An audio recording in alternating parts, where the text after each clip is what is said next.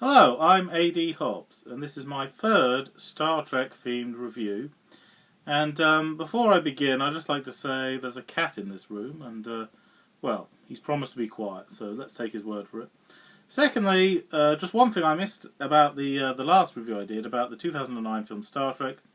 In the story, sadly, Captain Kirk's father dies when he's a baby, but in an alternate version, an alternate time, his father is alive and is his inspiration for becoming a Starfleet captain. But in the other version, he didn't know his father because he died, but he wanted to become a Starfleet captain anyway, so the desire to become a Starfleet captain was always in him. Anyway, this, as you may have gathered, is Star Trek Into Darkness. Yes, the second of the J.J. Abrams prequel Star Trek films. And, I'm glad they didn't call it Star Trek 2. Yeah, that would have been too confusing. That's too similar to Star Trek II: The Wrath of Khan. Now, anyway, Star Trek Into Darkness is brilliant. Really great. It was so good, in fact, that the other one, just called Star Trek, officially became my third favourite Star Trek film. But when this came out, this replaced it. This is now my third favourite one. So yes, if one is made that's better than what you've seen before, then yeah, I was really impressed with this one, yeah. I mean, I do still like the 2009 one a lot, yeah, but the thing is, there's lots of intro, yeah, because this is introducing Star Trek to a whole new generation of people that haven't heard of it. This is a whole new revamped version of Star Trek, so it explains how some of the rules are a bit different to what you're familiar with before, which is great. But this one, there's no intro. We get straight to the point. Yes, yeah. So there's no slow beginning. We get on with it straight away. A bit like RoboCop. I mean, I do love the first RoboCop film, but we have to wait almost half the film before the hero becomes RoboCop. Yeah, so it's a very slow intro, but a good story, worth the wait and everything. But in the second RoboCop film, there's no slow intro, slow beginning, just get straight to the point. He's RoboCop right from the start. And speaking of RoboCop, yes, the actor that plays RoboCop is in this film. He's not captain of the Enterprise, no, the other ship that looks a lot like the Enterprise, another Federation ship with a saucer section and the two big engines. And at first glance, it looks like the Enterprise, but it isn't. No, it's another Federation ship. Anyway, okay, so I'll say good things and bad things about this film. First of all, action. Yes, it does deliver. Loads and loads of great action, yeah. It's a really gripping story. Everyone's given something to do, so that's cool. And, oh yes, big spoiler. Big spoiler in this review. So if you haven't seen the film, I recommend you see the film first. Yeah, because there's a big spoiler. Okay, I'll get the spoiler out of the way now. Basically, Benedict Cumberbatch is in it. This man here, the main focus of the picture is on him. Star Trek Into Darkness. Yes, everything's going to hell. All these buildings destroyed. He's like a terrorist that blows up all these buildings on Earth. And, oh yes, we see Earth a lot more in this one. You know, we barely ever see Earth at all in the other ones. If we do, it's only for one short scene. But, yeah, we see what the buildings look like in the future and stuff like that. So that was kind of cool. A bit more focus on what Earth is like. But at the same time, it feels really lots of great stuff in outer space and the unknown and everything as well. So, best of both worlds. Down to Earth and really far out in outer space. Anyway, back to the point. The point is, Benedict Cumberbatch, who of course was well known for playing Sherlock in the modern day version of Sherlock Holmes, an intellectual, very smart and intelligent. He has an assumed name as the terrorist, then later, when he's captured by Kirk and everyone, it's revealed he has great physical strength, you know, so you can't knock him out with your bare hands, yeah. And he comes clean and explains who he is. He says, "My name is Khan." Yes, this is the new version of Khan. And, yes, I was a bit sceptical. How can this be any good? I can't imagine anyone playing Khan better than Ricardo Montalban. But no, he does an outstanding job. A new version, yes, because he's different enough and similar enough. Yeah, we want to see a new version of Khan, something new that we haven't seen before, something fresh, but at the same time do justice to what we're familiar with. And yes, Khan is totally evil, but there's always a reason for what he's doing, and he's an intellectual. Yes, that's the thing that remains consistent. He's intellectual. He's not a clueless thug. No, But then that's what makes him all the more scary, because he's so calculating and intelligent, yeah.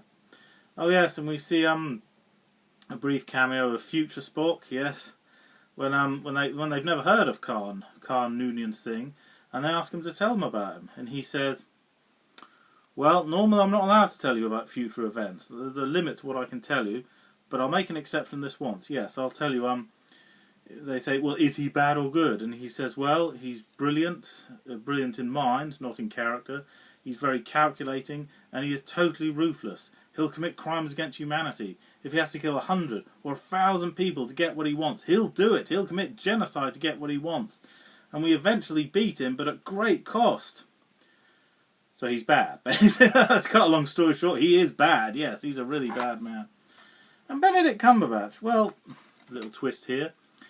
I hadn't seen the TV show Sherlock, but they showed reruns of it after this was released, yeah. And a friend of mine, he said, when I saw Star Trek Into Darkness, I could only imagine him as Sherlock. I couldn't imagine him as anything else. I just saw him when I saw the film. But for me, it's the other way around. Because I hadn't seen him in anything else, I couldn't associate him with anything else. It's the other way around. When I started watching Sherlock, I associated that character with Khan. So it's the other way around. Anyway, but I was a bit... although he played the character well, I thought, why has he got this sort of posh British accent? You know, that's not right. Khan is Indian. He wouldn't have a posh British accent. But then afterwards I thought, well, how is it any sillier than Ricardo Montalban? And he's Mexican. He does Khan with a Mexican accent. A very intellectual accent, but a Mexican accent nonetheless. So that's never clearly explained, you know.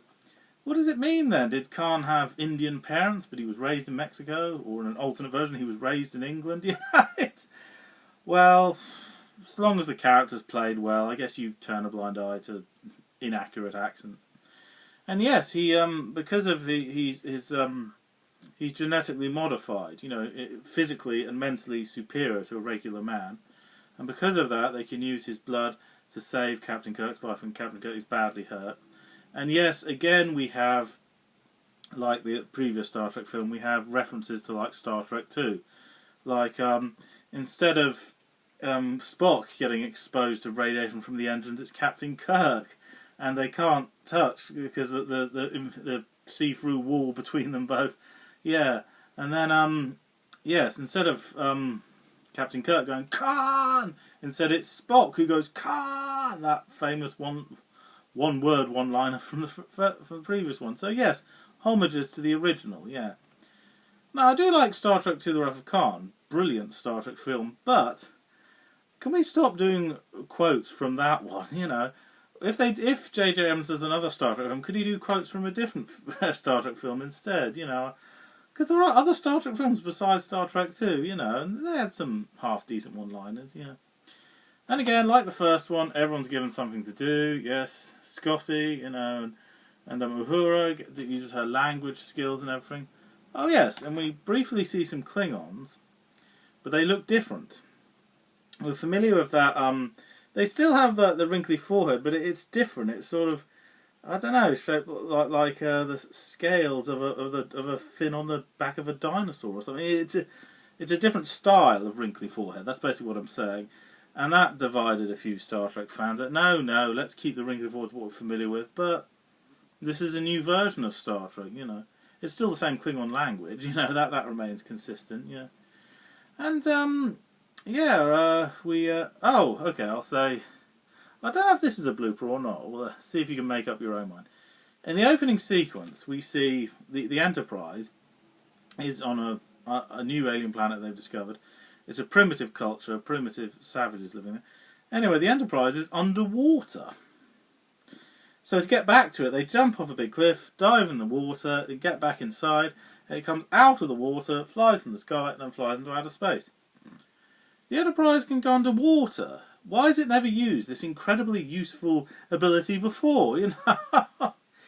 But then maybe it never could do that, but we're in an alternate version of the Star Trek universe now because of the time travel stuff and the first Abrams one. So that's why it can do that, you know. Or maybe it could always do that. It just never had a use for it, you know. So that's why, yeah.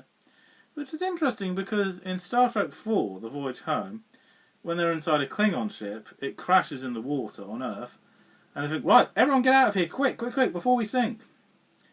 Can't this one become a submarine like the Enterprise? No, it can't, no. Okay, so that's something a Galaxy-class vessel can do better. And Captain Kirk, the last time we saw him in bed, he was in bed with a green lady with green skin. In this one, he's in bed with two ladies with funny long tails, you know. So he's certainly experimental about who he goes to bed with. Yeah. But Captain Kirk sleeps around a lot, whereas Mr. Spock is devoted to Uhura. Yes, he's a one-woman man, yeah. And she gets angry about him. Why are you so emotionless and everything? You know, why do you choose to feel nothing? And he spells it out to her in one scene. He says, I don't feel nothing. The reason I behave like this is to stop me going crazy, stop me getting too stressed or too upset or too frightened. It's not because I'm emotionless at all. It's my way of coping, you know, with dire situations, yeah. So yes, yeah, we there's more to Spock than meets the eye, yeah. Oh yes, and we briefly see Christopher Pike, who's in a wheelchair in a really bad state. The reason we saw Christopher Pike in Star Trek, and we see him again in Star Trek Into Darkness, is because he was the captain originally of Star Trek. The first ever episode of Star Trek was in 1964, and it wasn't Captain Kirk, it was Christopher Pike who was the original captain. Then he was replaced by Kirk. So yes, the target audience for Star Trek and Star Trek Into Darkness is the die-hard fans and people in general. So that's why we have Christopher Pike. If you're a big fan like me, you'll know the significance of him, yeah. And how it's that connects the new version with the old version, yeah. And Mr. Spock was the only character we know that was in the first ever episode in 1964. And so effectively he's been in more episodes of the original 60s one than anyone else, yeah. And let's wrap this up. Was there another blooper? Oh yes, one blooper of a sort. When the Enterprise, as I said, comes out of the water, flies in the air, and the savages see it, and they think it's some sort of god, and draw pictures of it. You know, they worship the Enterprise like it's a god or something. And they've made a mistake. Their primary objective is not to interfere with other cultures. But they do it a lot. I'm sorry, but in the 1960s show, they do it a lot. They interview with other cultures, they tell them how their lives could be better, and they do something that drastically alters the evolution of their culture. So, what does that mean? Captain Kirk, in the 60s one, they interfere with other people's cultures when it suits them, but they don't when it doesn't suit them. Yes, that's a bit iffy, that. Do they obey that rule or not? Do they obey the rule, don't interfere with other people's cultures, development of their cultures? Okay, but in spite of a few minor nitpicks, you know, it doesn't matter if there's the odd small blooper, so long as the ups outnumber the downs. And, yes, Star Trek Into Darkness better than the first one. And we see Dr. Carol Marcus, when she was a young woman, gorgeous, absolutely stunning. And I remember thinking, wow, does that mean Captain Kirk is going to get it on with her then? Yeah. But no, they don't, no. In fact, when she's changing her clothes, she says, turn around, don't look, you know. If they do get it on, maybe it'll be in a sequel, or I don't know. But, oh yes, and the actress that plays Dr. Carol Marcus does an excellent job, and yet she's British. And yet it's quite clear she's American in the Star Trek II: The Wrath of Khan. So what's going on? Why is she British all of a sudden? Oh, I don't know. I mean, there's nothing wrong with making her British. Nothing wrong with that, but explain why. Explain why this difference, you know. Was there some sort of change in the timeline that made her British instead of American? Oh, I don't know, yeah. And, one final thing about the new Khan. His justification for all this genocide and everything, all these horrendous things he does, that he protects his crew. Because he's not related to any of them, but they're like his family. They're all he's got, you know. So although Khan is totally evil, he does explain why he does what he does, you know. He has justifications for it. It's still wrong, but yes, he always has an explanation for his devious means. Okay, so in other words, if you like the 2009 J.J. Abrams Star Trek, then you will love Star Trek Into Darkness. Excellent movie, and I thought it was better than the previous one. Okay, that's enough from me, and take care.